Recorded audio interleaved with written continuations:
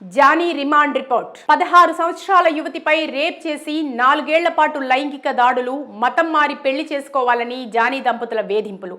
ఇలాంటి సంచలన అంశాలను పొందుపరిచిన జానీ మాస్టర్ రిమాండ్ రిపోర్ట్ పేర్కొన్న పోలీసు విచారణలో జానీ మాస్టర్ ఎలాంటి విషయాలు వివరించాడు.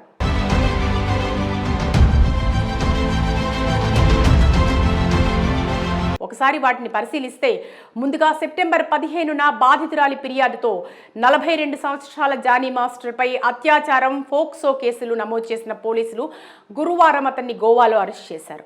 వైద్య పరీక్షల అనంతరం చెంచల్గూడ జైలుకు తరలించారు. ఈ క్రమంలో విచారణలో నిగ్గు తేల్చిన విషయాలతో రిమాండ్ రిపోర్ట్ రూపొందించారు. అయితే జానీ మాస్టర్ 2017లో ఉత్తరాదికి చెందిన బాలిక తెలుగు టీవీ ఢీ షోలో పాల్గొనేందుకు వచ్చింది.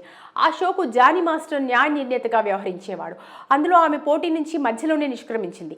జానీ మాస్టర్ తన సహాయకుడి ద్వారా ఆమెకు ఫోన్ చేయించి తన వద్ద పనిచేస్తే కెరీర్లో ఉన్నతంగా ఎదిగేలా అవకాశాలు ఇస్తానంటూ మాటిచ్చాడు.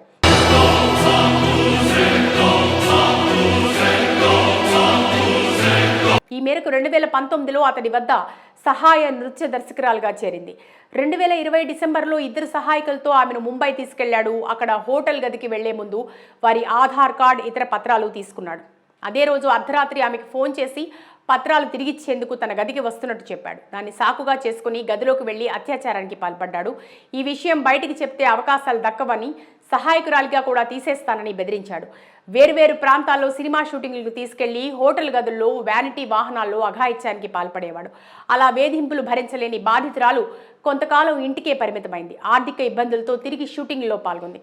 మళ్లీ కొన్ని రోజులకు మతం మార్చుకుని తనను పెళ్లి చేసుకోమంటూ జానీ మాస్టర్తో పాటు అతని భార్య సుమలత అలియాస్ ఆయిషా ఆమెను ఒత్తిడి చేయడం మొదలుపెట్టారు. దీంతో బాధితురాలి కుటుంబం మరో చోటుకు ఇల్లు మారిపోయింది. అమ్మాయికి చాలా ఎఫెక్ట్స్ ఉన్నాయి. ఈవెన్ కొరియోగ్రాఫర్స్తోనే చాలా మందితో ఉన్నాయి.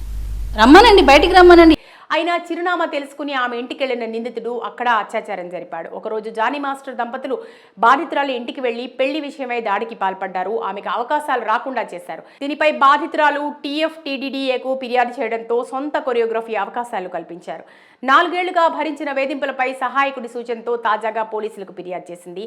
నిందితుడు అత్యాచారానికి పాల్పడిన సమయంలో బాధితురాలు మైనర్ కావడంతో పోక్సో కేసు నమోదు చేశారు. ప్రస్తుతం 14 రోజుల పాటు పోలీస్ రిమాండ్లో జానీ మాస్టర్ ఉండనున్నారు.